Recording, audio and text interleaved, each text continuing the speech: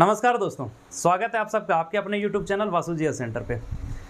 दोस्तों आज की इस क्लास में खोरठा ग्रामर मतलब खोरठा व्याकरण से एक बहुत ही इम्पोर्टेंट टॉपिक को आज हम आप लोगों को कराने वाले हैं। और आज का जो टॉपिक है वो है वर्ण परिचय, है ना।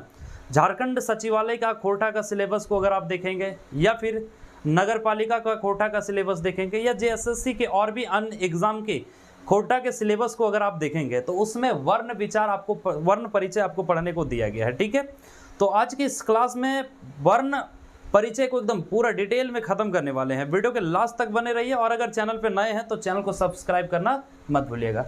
वीडियो अच्छा लगे, हेल्पफुल लगे तो अपने दोस्तों के साथ भी शेयर जरूर कीजिएगा, क्योंकि शेयर करने के लिए आपको कोई भी चार्ज पे नहीं करना पड़ता है। ठीक है, तो देखिए यहाँ से चाहे वो झारखंड सचिवालय का एग्जाम हो या JPSC का एग्जाम हो या फिर JSSC का किसी भी एग्जाम हो, कोई भी एग्जाम हो, यहाँ से प्रश्न बहुत ज़्यादा बनता है और बहुत कई बार देखा गया है कि अलग अलग एग्जाम में क्वेश्चन यहाँ से पूछा गया है। जैसे 2018 में उत्पाद सिपाही का एग्जाम जो हुआ था, वनरक्षी ये सब का जो एग्जाम या जेटेट वगैरह का जो एग्जाम हुआ है ना, तो बहुत सारे क्वेश्चंस यहाँ से बने हैं।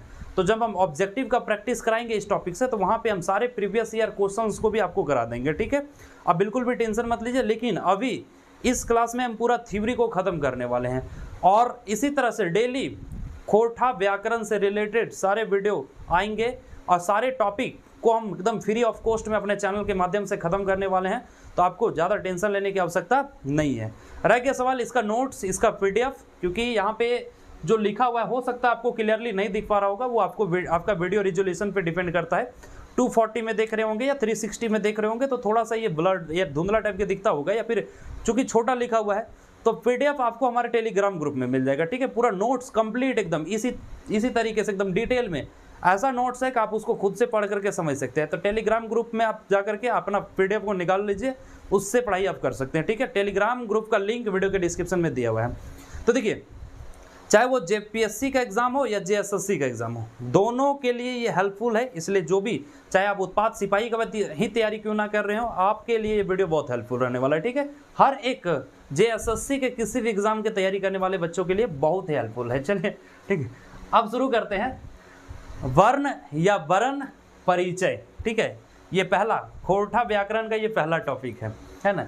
आप वर्ण परिचय को समझने के लिए सबसे पहले आपको ध्वनि समझना पड़ेगा। ठीक है, आखिर ध्वनि क्या है, ध्वनि हम लोग किसे कहते हैं, इससे क्वेश्चन किस तरह का क्वेश्चन आपसे बन सकता है, तो इन तमाम चीज़ों के बारे में आपको पढ़ना होगा। ठीक है, देखिए एक एक करके चीज़ों को मैं समझा देता हूँ। ध्वनि को अगर देखा जाए तो हिंदी में खोरठा में इसको साड़ा कहा जाता है। ठीक है, क्या कहा जाता है, साड़ा कहा जाता है। वही अगर इंग्लिश में देखा जाए तो साउंड कहा जाता है। तो जिसको आप साउंड कहते हैं इंग्लिश में, क्योंकि देखिए हर एक लैंग्वेज को मैं इसलिए यूज़ कर रहा हूँ ना ताकि आपको इजीली समझ में आ जाए। बहुत सारे लोग जो हैं वो इंग्लिश से जल्दी समझते हैं, हिंदी से जल्दी समझते हैं, ऐसे करके। ठीक है, तो मेरा मकसद है समझाना आप सभी को। तो ध्वनि बोलिए या साड़ा बोलिए या साउंड बोलिए, वर्ण परिचय को समझने के लिए इसको समझना जरूरी है। कह रहा है आखिर साड़ा किसको कहते हैं या ध्वनि किसको कहते हैं, तो ध्यान रखिएगा सार्थक नाद, यहाँ पे एक शब्द आया है नाद, है ना। नाद का मतलब होता है आवाज। क्या होता है, आवाज। तो सार्थक नाद या आवाज के ध्वनि, है ना, सार्थक नाद या आवाज के ध्वनि कहल जा है। ठीक है, क्या कहल जाता है, ध्वनि कहल जाता है। वैसा आवाज, वैसा बोल, वैसा भाषा जिसको हम लोग समझ सकते हैं, जिसका कोई अर्थ निकलता हो, जिसका कोई मतलब निकलता हो। जैसे अगर हम यहाँ से क बोलें तो क का मतलब समझ रहे हैं कि आप ये अक्षर है। ठीक है, अब हम ये ध्वनि के माध्यम से, हम आवाज़ के माध्यम से, साउंड के माध्यम से क को बोल रहे हैं, लेकिन कुछ ऐसे ध्वनि होते हैं ना, है ना, जो एकदम जिसका कोई अर्थ नहीं होता है, जिसका कोई अक्षर नहीं होता है। जैसे आप छींकिएगा, आप खांसिएगा तो उसका कोई अक्षर नहीं होता है। तो ध्वनि हम लोग किसे कहेंगे, जिसका सार्थक आवाज़, है ना, जिसका सार्थक अर्थ कह लीजिए या सार्थक नाद कह लीजिए, हवा है ओकरा ध्वनि कहल जा है। ठीक है, तो ध्वनि हम लोग किसका कहते हैं, जिसका कोई अर्थ निकलता हो, जिसका कोई शब्द का मतलब निकलता हो। ठीक है, अब आते हैं वर्ण पे, है ना। वर्ण को अगर हिंदी में देखा जाए तो वर्ण कहते हैं, है ना, जो यहाँ पे लिखा हुआ है, और खोरठा में इसको वर्ण कहते हैं।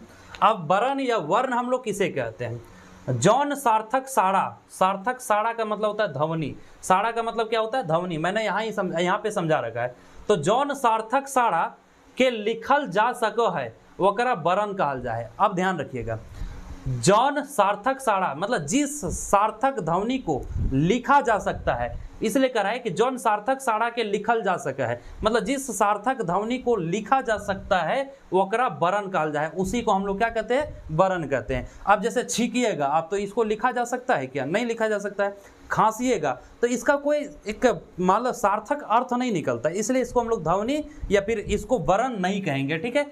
अब वर्ण का अगर एग्जाम्पल देखें तो वर्ण के एग्जाम्पल में आपका आ जाएगा अ, है ना, रा, ला, खा, जा, गा, मा और हेन तेन, बहुत सारा जितना भी आपका देखिए वर्ण क्या होता है, शब्द का छोटा रूप कह लीजिए, ठीक है।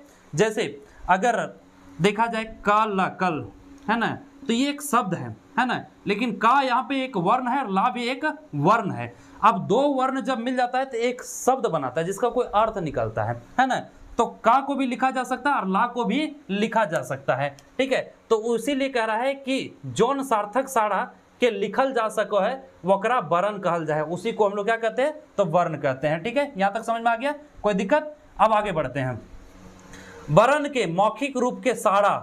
अब वर्ण को अगर हम लोग मौखिक रूप से बोलते हैं, ध्यान रखिएगा, अगर हम मौखिक रूप से, जैसे अभी हम एक शब्द यूज किए अगर, अ, ग, र, अगर। अब देखिए ये वर्णों से मिल करके बना हुआ है, आ वर्ण है, गा है और र है, ठीक है। तो इसको हम लोग बोल रहे हैं, तो जो बोल रहे हैं, जिस वर्ण को हम लोग बोल रहे हैं ओकरा कहल जाए ध्वनि, ओकरा क्या कहल जाए, ध्वनि कहल जाए। तो वर्ण के मौखिक रूप के साड़ा या ध्वनि कहल जाए, और लिखित रूपे के आखर, आखर का मतलब है अक्षर, आखर का मतलब देखिए यहाँ पे आखर का मतलब क्या होता है, अक्षर होता है। तो ध्यान रखिएगा चीजों को, एक एक पॉइंट को मैं एकदम बेहतरीन ढंग से समझा रहा हूं। वर्ण के मौखिक रूप के साड़ा, साड़ा का मतलब ध्वनि, ठीक है, और लिखित रूप के आखर, आखर का मतलब अक्षर। तो जो भाषा बोला जाता है, जिस वर्ण को हम लोग बोलते हैं वो ध्वनि कहलाता है, और जिसको लिखते हैं, जैसे यहाँ पे लिख दिए अगर, अगर, ठीक है, ये एक शब्द हो गया, तीन लेटर मिल करके, तीन वर्ण मिल करके एक शब्द बना दिया। तो यहाँ पे अ वर्ण को हम अलग बोले, गा को अलग बोल रहे हैं, रा को अलग बोल रहे हैं। तो जो बोल रहे हैं, जिसको आप सुन रहे हैं, उसको हम लोग क्या कहते हैं, तो ध्वनि कहते हैं। और यहाँ पे तीनों लिखा हुआ है, आ भी लिखा हुआ है, गा भी लिखा हुआ है, रा भी लिखा हुआ है, तो ये क्या हो गया, तो लिखित हो गया, ठीक है। या फिर आखर, आखर जिसको कहते हैं अक्षर हो गया, ठीक है, ठीक है। तो यहाँ तक समझ में आ गया। अब आते समझते हैं कि आखर या आखर केकरा कहती, ठीक है। तो यहाँ पे कह रहा है कि अखंडित जकरा तोड़ल नाय जा सका है। तो अखंडित का मतलब क्या होता है, देखिए यहाँ पे अखंडित लिखा हुआ है ना, तो अखंडित जकरा तोड़ल नाय जा सका है, ध्वनि के आखर कहल जाए। अब अगर अक्षर पूछेगा तो किसको कहते हैं, आखर का मतलब अक्षर, तो जिसको और भी विभाजित नहीं किया जा सकता है, ठीक है, वैसा वर्ण जिसको और भी विभाजित नहीं किया जा सकता है ओकरा की कहल जाए, तो ओकरा अक्षर कहल जाए या अक्षर कहल जाए, ठीक है। हिंदी में उसको अक्षर कहते हैं, खोरठा में उसको अक्षर कहते हैं। जैसे अगर एग्जांपल लें तो ख, जा, झा, मा, टा, फा।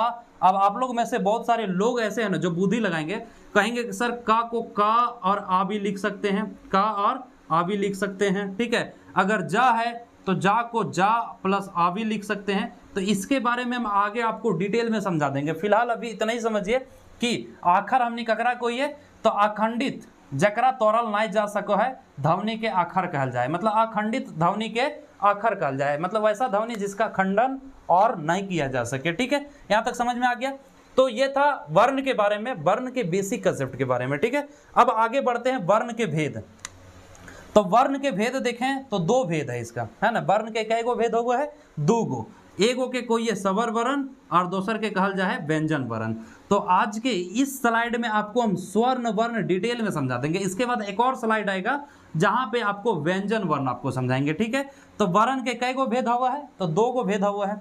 एक पहला के हमने की कहिए तो स्वर वर्ण को ये, और दूसरा वाला के की कहल जाए तो व्यंजन वर्ण कहल जाए।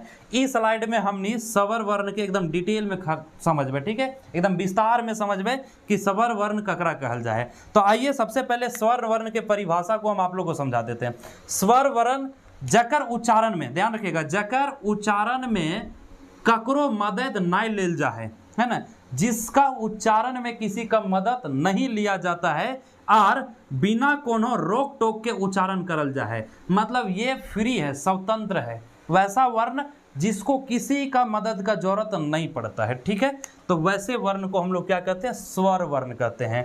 और खोरठा भाषा में स्वर्ण वर्ण 8 गो होता है। कई गो होता है? 8 गो होता है। इसलिए मैंने यहाँ पे पॉइंट लिख दिया है कि खोरठा स्वर कर संख्या 8 गो है। कई गो है? 8 गो है। बाबू आओ तो समझा दो ये 8 गो कौन कौन है से। तो अगर स्वर वर्ण पूछल जीता तो इनके तो कौन कौन है? अ है, अमिया या है, छोटी ई, बड़ी ई, छोटी ऊ, बड़ी ऊ, ए और ओ।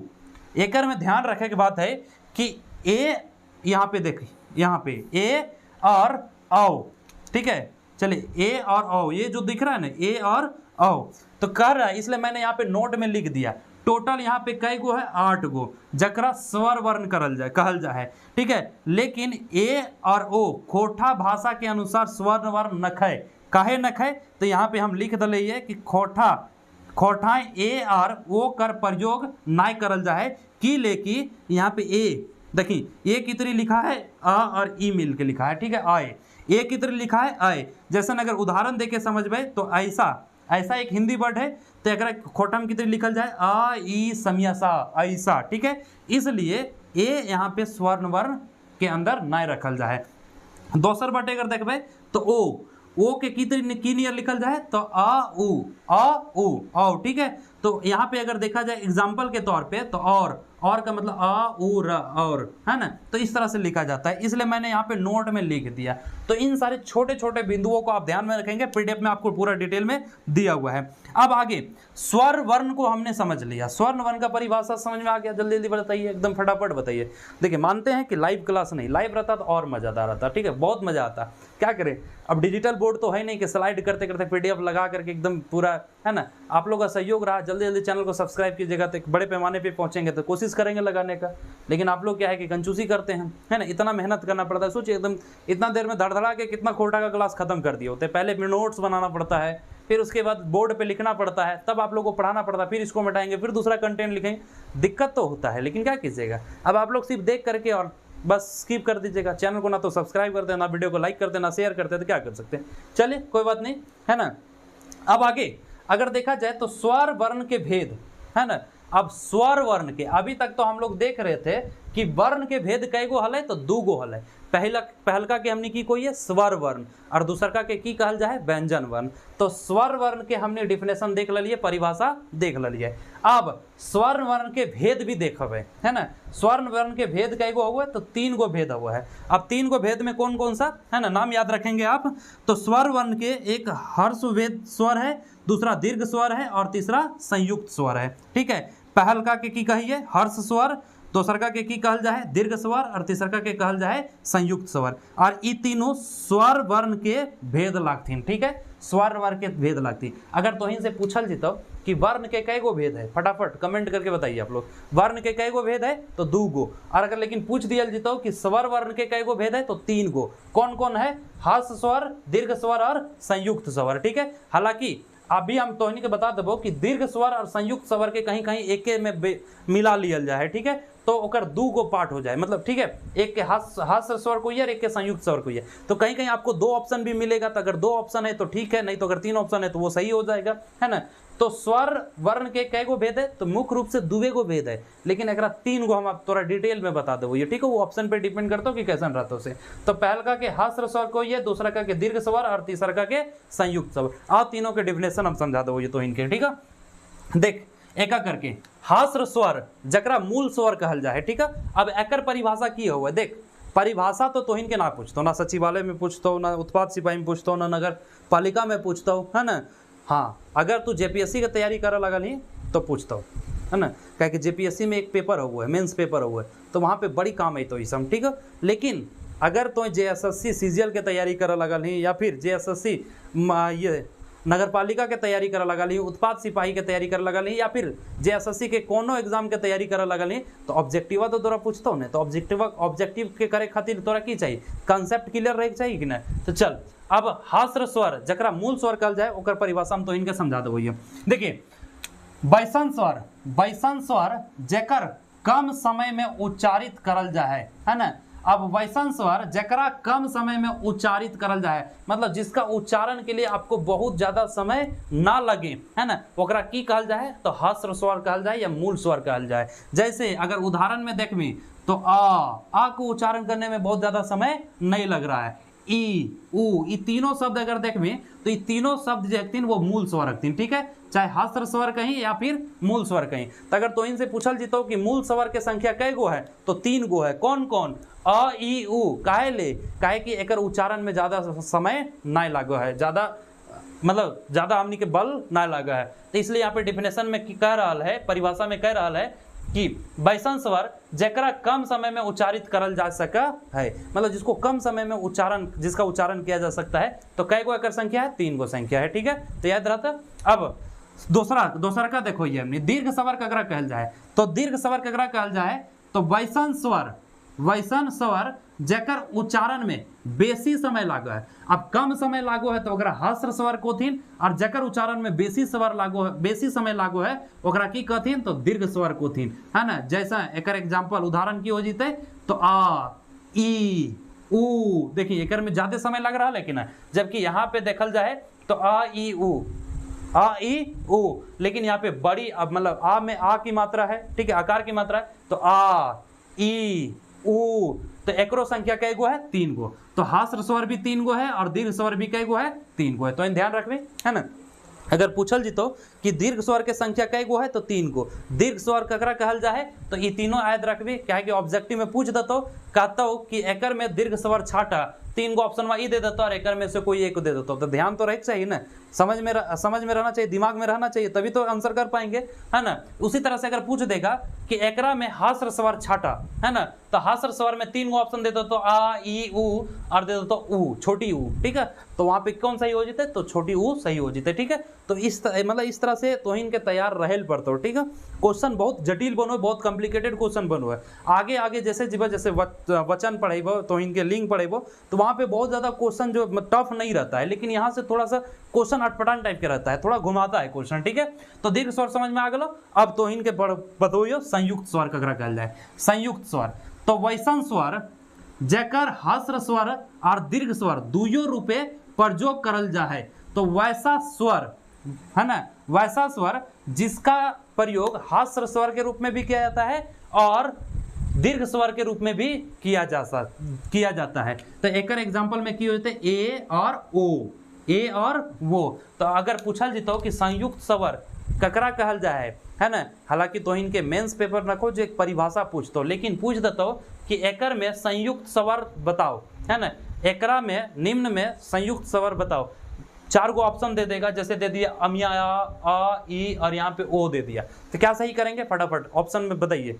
आपके पास 4 ऑप्शन है ना, आ ई और ओ। और पूछल गया क्वेश्चन में कि एकर में संयुक्त स्वर कौन लगे या संयुक्त स्वर कौनटा लगे, ठीक है। तो ये समझ में आ गया, ठीक है। तो ये तीनों क्या था? तो ये तीनों था स्वर वर्ण के भेद था। इसके अलावा 2-3 पॉइंट आपको और ध्यान रखना पड़ेगा, ठीक है। जैसे 2-3 पॉइंट में सबसे पहले एक बिंदु आपको ध्यान रखना पड़ेगा कि कहीं कहीं दीर्घ और संयुक्त स्वर को सम्मिलित कर संयुक्त स्वर अंतर्गत रखा जाता है। मैंने पहले ही आपको बताया कि बेशक मैं आपको 3 भेद बता रहा हूं, ठीक है, लेकिन कहीं कहीं पे इसका 2 ही भेद होता है, क्योंकि ये जो दीर्घ स्वर है और ये जो संयुक्त स्वर है, इसको मिला करके क्या बना दिया जाता है? तो संयुक्त स्वर बना दिया जाता है, ठीक है। तो संयुक्त स्वर इस तरह से अगर देखा जाए तो ये 1 हो गया और ये 2 हो गया, क्योंकि दोनों को मिला करके एक स्वर बनाया जाता है, ठीक है। तो ये इस तरह से आप ऑप्शन पे डिपेंडेंट रहेंगे, ऑप्शन कैसा देगा ये मायने रखता है, ठीक है।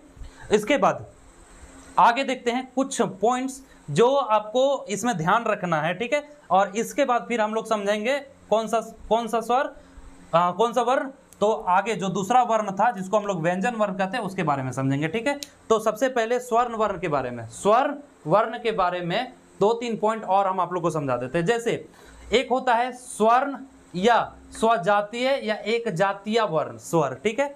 स्वर्ण या फिर एक जातीय, है ना, या स्वजातीय स्वर। अब एक जातीय या स्वजातीय स्वर ककरा कहल जाए, ध्यान रखिए, है ना।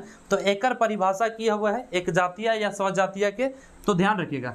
एक मूल के एक मूल के दुइयो स्वर जोड़कर बनवल स्वर के स्वर्ण या फिर एक स्वजातीय या एक जातीय स्वर कहल जाए। तो एक मूल के दुइयो स्वर जोड़कर बनवल स्वर के एक जातीय स्वर या स्वजातीय स्वर कहल जाए। जैसे यहाँ पे कह रहा है एक मूल का मतलब देखिए एक मूल का यहाँ भी ई है और यहाँ भी ई है, दोनों क्या हुआ एक मूल का हो गया। अब दोनों को जोड़ करके है ना जो स्वर बनता है यहाँ पे क्या बन रहा है, तो दो छोटी ई को जोड़ दिए हैं, छोटी ई, तो दो छोटी ई को जोड़ने के बाद क्या बन जाता है, बड़ी ई बन जाता है ना। तो एकरा हमने की कहवे तो स्वजातीय स्वर कहवे, ठीक है, स्वजातीय या एक जातीय, क्या कि एक जाति के लोग मिल रहा है, छोटी ई और छोटी ई, तब की बनवो रहा है, बड़ी ई बनवो रहा है, तो एकरा की कहल जाए स्वजातीय या फिर एक जातीय स्वर कहल जाए, ठीक है।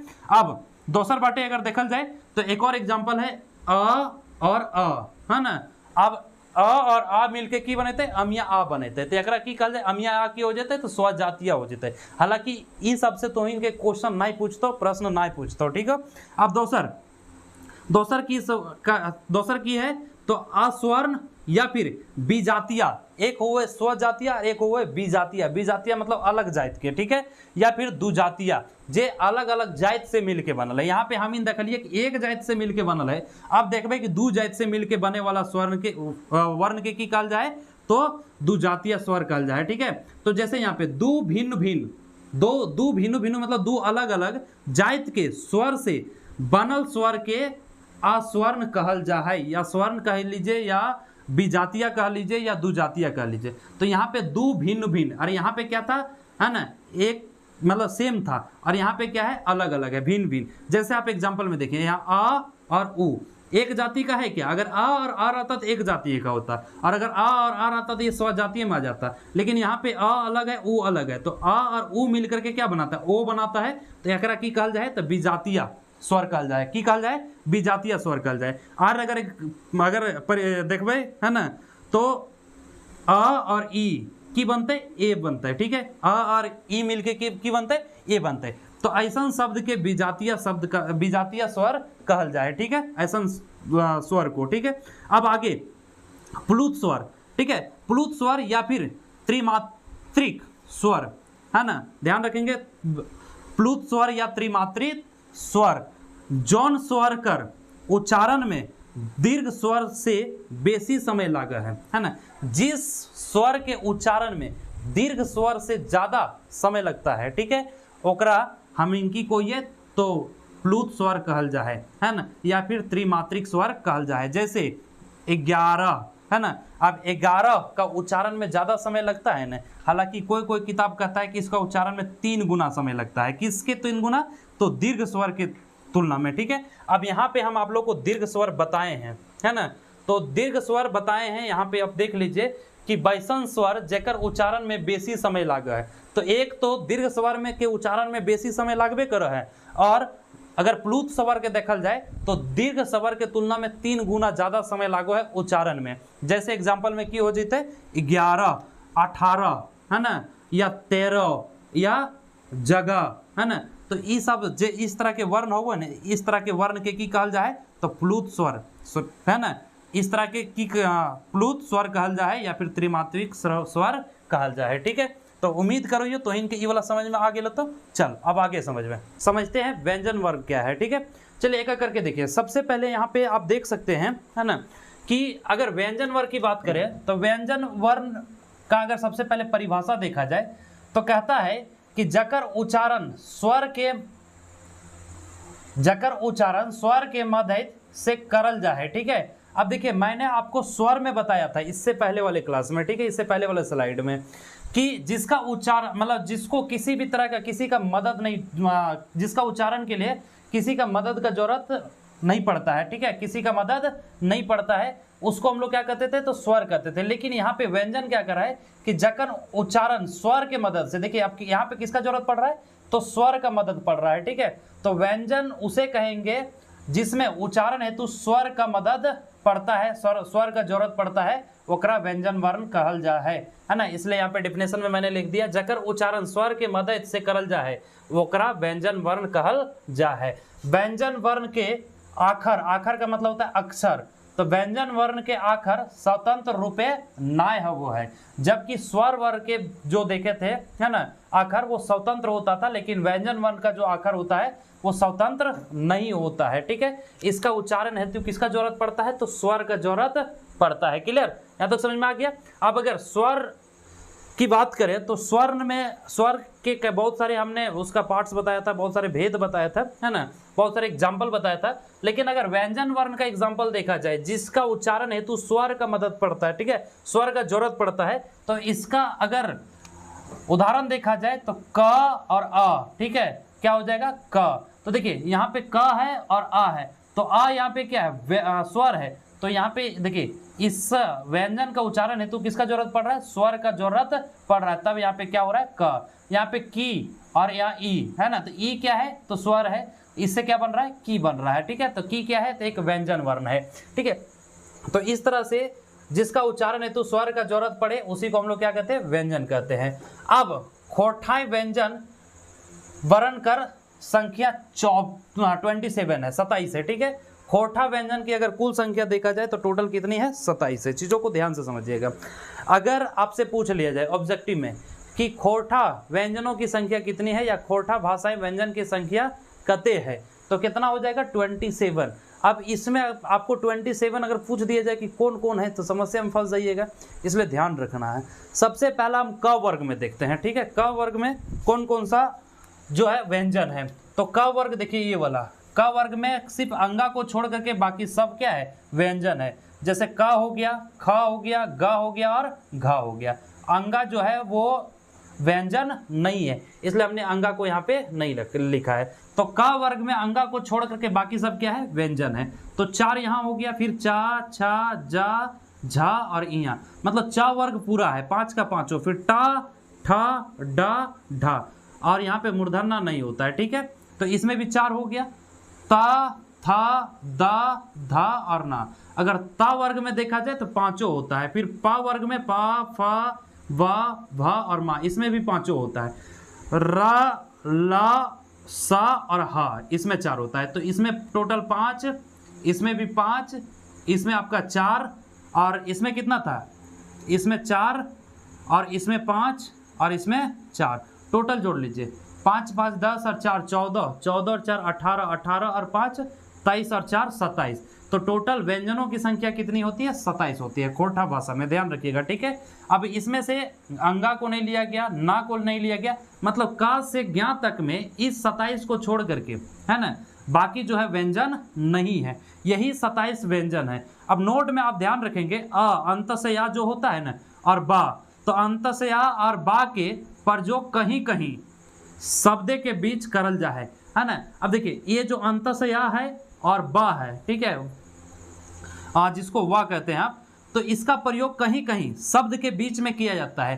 तो इसलिए कभी कभी आपसे क्वेश्चन पूछ लेता है ना, तो अगर ऑप्शन में 29 रहेगा, है ना, और अगर 27 नहीं रहेगा, है ना, तो 29 सही हो जाएगा, लेकिन 29 और 27 दोनों रहेगा तो 27 सही हो जाएगा, और अगर 27 है और 29 नहीं है तो 27 सही हो जाएगा, क्योंकि एक्चुअल में टोटल खोठा भाषा में व्यंजनों की संख्या कितनी होती है, 27 होती है, लेकिन कहीं कहीं खोठा भाषा में अ और बा का यूज जो होता है वो शब्द के बीच में होता है। तो 27 में 2 व्यंजन को और आप जोड़ लीजिए, ठीक है, तो कितना हो जाएगा, अब देखिए 2 व्यंजन कौन कौन सा है, तो ढा और डा, ठीक है, तो ये सब जो है ये मिलाकर के टोटल कितना हो जाता है, तो 29 हो जाता है। क्लियर, ध्यान रखेंगे इसको।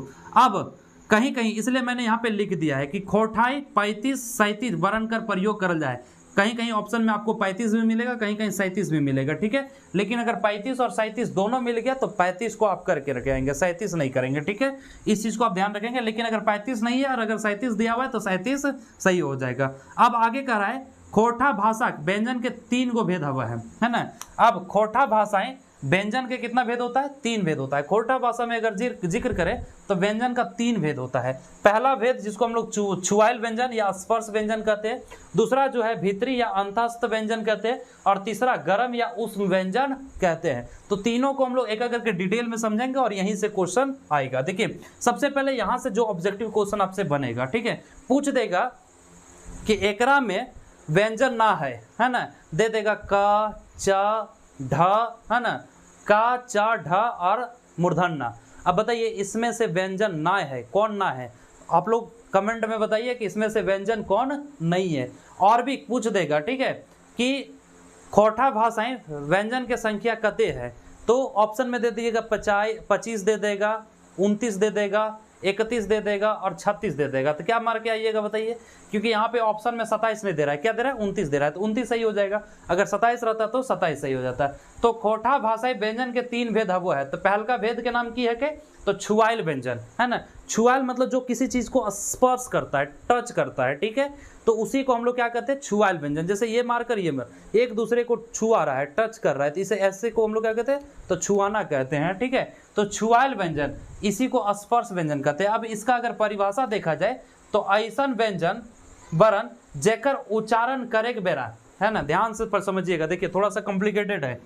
ऐसन व्यंजन वरन जेकर उच्चारण करे के बेरा, जिसका उच्चारण करते टाइम में हामनिक जीव, जीव जो मुंह का जीव होता है ना, जीव मुंह के और आरो भाग, जीव और मुंह के आरो भाग जैसे कंठ, तालु, मूर्धन्य, दंत्य, है ना, या ओष्ठ से हुआ है।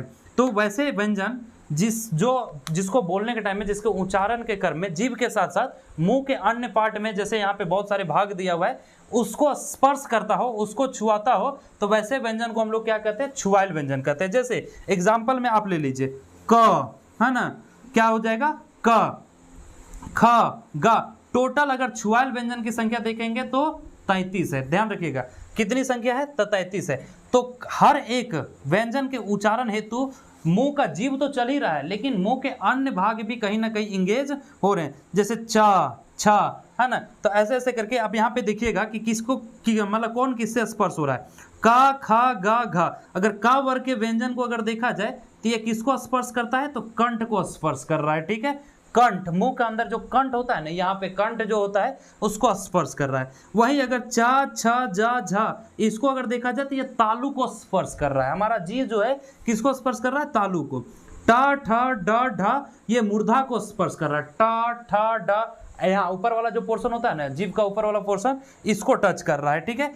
तो जीभ क्या कर रहा है, किसी ना किसी को टच कर रहा है, इसलिए ऐसे व्यंजन को क्या कहते हैं, छुआइल व्यंजन। आगे देखा जाए ता, था, दा, धा, ना, ये दांत को स्पर्श कर रहा है। जो मुंह का जीव है वो किसको स्पर्श कर रहा है, दांत को स्पर्श कर रहा है, ठीक है। उसके प, फ, ब, भ, म, ये प, फ, ब, भ, म, दोनों ओठ जो है ना वो स्पर्श कर रहा है, एक दूसरे को छू रहा है। तो ऐसे व्यंजन को हम लोग छुआइल व्यंजन कहते हैं या स्पर्श व्यंजन कहते हैं। अगर आप लोग से पूछ दिया जाए कि छुआइल व्यंजन कर संख्या कते है ना, खोटा भाषाएं छुआइल व्यंजन या फिर स्पर्श व्यंजन कर संख्या कते है, तो इनकी मार के ये भी 23, ठीक है। गिन ले तो इन कै गो है, देखिए का वर्ग में 4 गो है ना, चा वर्ग में कै गो है, 5 गो है, 5 4 9, टा वर्ग में कै गो है, 4 गो है, 9 4 13, ता वर्ग में कै गो है, 5 गो है, 18, है ना, और एकर में कै गो है टोटल, है ना। तो इस तरह से मिला करके कितना हो जाएगा, 23 हो जाएगा, ठीक है। गड़बड़ा रहे हैं क्या, देख लीजिएगा, काउंट कर लीजिएगा। टोटल अगर देखा जाए स्पर्श व्यंजन की संख्या कितनी है, तो 23 है। इस चीज़ को आप ध्यान रखिएगा। तो चलिए, पहला हमने आपको व्यंजन समझा दिया, व्यंजन का परिभाषा समझा दिया, है ना। अब टोटल व्यंजन की संख्या कितनी है, 27 है, 27 है ना। क वर्ग में 4 है, चा वर्ग में 5 है, टा वर्ग में 4 है, ऐसे ऐसे काउंट करके आप गिन लीजिएगा, ठीक है। लेकिन ये दोनों को अगर मिला दिया ढ और ड को, है ना, तो टोटल व्यंजनों की संख्या कितनी हो जाएगी, 29 हो जाएगी। स्पेशल केस में ऐसा होता है, ठीक है। इसके बाद हमने आपको बताया कि खोटा भाषा में व्यंजन के कितने भेद होते हैं। तो व्यंजन के कै गो भेद हुआ है, तो 3 गो भेद हुआ है। 3 गो भेद में पहला भेद हम तो इनके बता दिलियो, जकर नाम है छुआइल व्यंजन या स्पर्श व्यंजन। जे एक दूसरे के छुओ है या स्पर्श करो है, वैसने व्यंजन के हमने की मतलब उच्चारण के समय में अगर मुंह का जीभ जो है किसी चीज को स्पर्श करता है या फिर दो चीज एक दूसरे को स्पर्श करता है, तो वैसे को हम लोग क्या कहते हैं, छुआइल व्यंजन या स्पर्श व्यंजन कहते हैं, ठीक है। बाकी दूसरा व्यंजन का जो दूसरा भेद है, ओकर नाम की है क्या, तो भीतरी या अंतस्थ व्यंजन, है ना। भीतरी मतलब अंदर। अब ध्यान से पढ़िएगा इसको, देखिए कह रहा है कि अंतस्थ, अंतस्थ दो शब्द से मिलके बनल है। अब अंतस्थ व्यंजन को अगर देखा जाए तो 2 शब्द से मिलके बना। एक है अंत, अंता का मतलब होता है भीतर या बीच में, और अस्ता का मतलब होता है स्थित, है ना। तो अंता अस्ता, साड़ा, साड़ा का मतलब होता है ध्वनि, साड़ा का मतलब क्या होता है, ध्वनि। तो अंतस्थ ध्वनि मुहेक भीतरे रह जा है ना। एकर उच्चारण स्वर और व्यंजन कर मांझे मानल गेला, और इसका उच्चारण जो है वो स्वर और व्यंजन के बीच में माना जाता है। जैसे य र ल व, ठीक है, य र ल व, इसके टोटल संख्या कितनी हो गई? 4 हो गई। मैंने यहाँ पे 3 लिख दिया, इसकी कुल संख्या कितनी हो गई? 4 हो गई। तो भी आप ध्यान रखेंगे, है ना। भीतरी या अंतस्थ व्यंजनों की संख्या टोटल कितनी है खोरठा भाषा में? तो 4 है। इसको हम लोग अर्ध स्वर भी कहते हैं, ठीक है। अगर पूछा जाएगा कि अर्ध स्वर एकरा में कौन व्यंजन के कहल जा है, तो फर्स्ट ऑप्शन में दे देगा छुआइल व्यंजन, सेकेंड ऑप्शन में दे देगा भीतरी व्यंजन, और थर्ड ऑप्शन में दे देगा गरम व्यंजन, और फोर्थ ऑप्शन में दे देगा एकरा में कोई ना है। तो क्या मार के आइएगा बताइए, अर्ध स्वर व्यंजन ककरा कहल जाए? तो अर्ध स्वर व्यंजन भीतरी व्यंजन या फिर अंतस्थ व्यंजन को कहा जाता है, ठीक है। अब आइए तीसरा व्यंजन क्या है? तो तीसरा व्यंजन का नाम है गरम या उष्ण व्यंजन, ठीक है। गरम है ना, जो हीट होता है, ठीक है। तो गरम या उष्ण व्यंजन एकर परिभाषा में की कह रहा है कि ऐसन व्यंजन वरण जेकर उच्चारण करे बेराय कंठ से निकलल हवा मुंह के भीनु भाग से टकराई के हल्का गरम हो जाए, ठीक है। अब देखिए, गरम व्यंजन हम लोग उसे कहते हैं ऐसन व्यंजन वर्ण जेकर उच्चारण करे बेरा, मतलब ऐसा व्यंजन वर्ण जिसका उच्चारण के समय में मुंह से निकलने वाला हवा मुंह के अलग अलग पार्ट से टकरा करके थोड़ा सा गर्म हो जाता है, वैसने व्यंजन के हम इनकी कहिए तो गरम व्यंजन कहो है। एकर अगर उदाहरण देखल जीते तो एकर उदाहरण में की हो जीते? तालेब सा, है ना, मूर्धन सा, धन सा और हा, ठीक है। एकर संख्या कई गो है? 4 गो है। तो गरम व्यंजन कर संख्या कई गो है? 4 गो है। भीतरी व्यंजन कर संख्या कई गो है? 4 गो है। और छुआइल व्यंजन का संख्या कई गो है? तो 23 गो है शायद ना, हाँ 23 गो है। तो टोटल कई गो है? 23 गो है। ध्यान रखिए सब, ठीक है। एकर अलावा 2-3 बिंदु और पढ़े को तो इनके जैसे पूछल जाए कभी कभी, हालांकि क्वेश्चन तो तोहनी के इतने से पूछता हो, लेकिन 2-3 बिंदु और तो इनके ध्यान रखे खो, जेकर में पहला द्विगुण व्यंजन ककरा कहल जाए, ठीक है। द्विगुण व्यंजन ककरा कहल जाए? तो हिंदी भाषा जैसन डा और ढा एकरा की कहल जाए? द्विगुण व्यंजन कहल जाए। जैसे हम यहाँ पे तो इनके बता दियो, है ना। टोटल व्यंजन का संख्या कई गो हल है? 27 गो, लेकिन द्विगुण है ना, ये जो है द्विगुण व्यंजन ढा और डा को जोड़ करके कितना हो जाता है? तो 29 हो जाता है, ठीक है। एकर अलावा खोरठा वर्णों की मात्रा, जैसे हिंदी में आप मात्रा पढ़ते हैं ना, उसी तरह से खोरठा में वर्णों की मात्रा जो है वो आप पढ़ेंगे, ठीक है। टोटल वर्णों की मात्रा कई गो होती है? 8 गो होती है। अब कौन कौन सा वर्ण होता है यहाँ पे आप देख लीजिए, आ, अमिया, छोटी ई, बड़ी ई, छोटी ऊ, बड़ी ऊ, ए और ओ। आय नहीं होता है, और नहीं होता है। जैसे आय और औ और आह कर प्रयोग खोरठा नहीं करल जाए, ठीक है। मतलब ये तीनों का प्रयोग खोरठा में नहीं किया जाता है। इसके अलावा तो ये देखिए, ये जो दोनों स्लाइड में जो आपने देखा, ठीक है, क्लास मतलब इससे पहले वाला स्लाइड में और इस स्लाइड में, इससे पहले वाला स्लाइड में मैंने स्वर के बारे में पूरा बताया, इस स्लाइड में आपको व्यंजन के बारे में टोटल बता दिया। और इस तरह से जो वर्ण परिचय है वो आपका खत्म हो जाता है। तो क्वेश्चन जो आपका वर्ण परिचय से पूछा जाता है वो इतना ही से पूछा जाता है। हालांकि अगर और भी देखेंगे तो पीडीएफ में आपको और भी बहुत सारी चीज़ मिलेगा। जैसे गरम, यहाँ तक खोरठा वर्णों की मात्रा तक हमने बता दिया। इसके अलावा उच्चारण स्थान के आधार पर ध्वनियों का वर्गीकरण, है ना। तो उच्चारण स्थान के आधार पे जो ध्वनियों का वर्गीकरण है, जैसे क वर्ग का उच्चारण कहाँ से होता है? तो कंठ से होता है ना, सॉरी, हाँ क वर्ग का नहीं, हाँ क वर्ग और आ और अमिया का, इसका उच्चारण कहाँ से होता है? कंठ से होता है, लेकिन इसमें अंगा नहीं होता है, ठीक है। जैसे आ, अमिया, आ, का, खा, गा, घा और हा, इतने ऐसे शब्द हैं जिसका उच्चारण कहाँ से होता है? तो कंठ से होता है। इसके अलावा तालब से उच्चारण जिसका होता है, जिसमें से ई, बड़ी ई, चा, छ, जा, झा, तो च वर्ग का। तो ये उच्चारण स्थान के आधार पर ध्वनियों का वर्गीकरण, ये भी आपको पीडीएफ में मिल जाएगा, ठीक है। और प्राणत्व के आधार पर ध्वनि का वर्गीकरण, है ना। तो प्राणत्व के आधार पे आपको 2-3 पढ़ना है, अप्राणत्व, है ना, महाप्राण, और इस तरह से बहुत सारी चीज़ें आपको पढ़ना है, ये पीडीएफ में मिल जाएगा। हालांकि यहाँ से क्वेश्चन बहुत रेयर पूछता है, अभी तक नहीं देखा गया है, इसलिए इसको ज़्यादा तवज्जो नहीं दिया जाता है, ठीक है। पीडीएफ में आपको टोटल मिल जाएगा। पीडीएफ आपको हमारे टेलीग्राम ग्रुप में मिल जाएगा। अगर क्लास अच्छा लगा हो तो क्लास को शेयर करना मत भूलिएगा और लाइक करना मत भूलिएगा। अगर चैनल पे नए हैं तो चैनल को सब्सक्राइब करना नहीं भूलिएगा, ठीक है। टेलीग्राम ग्रुप का लिंक वीडियो के डिस्क्रिप्शन में दिया हुआ है, ठीक है।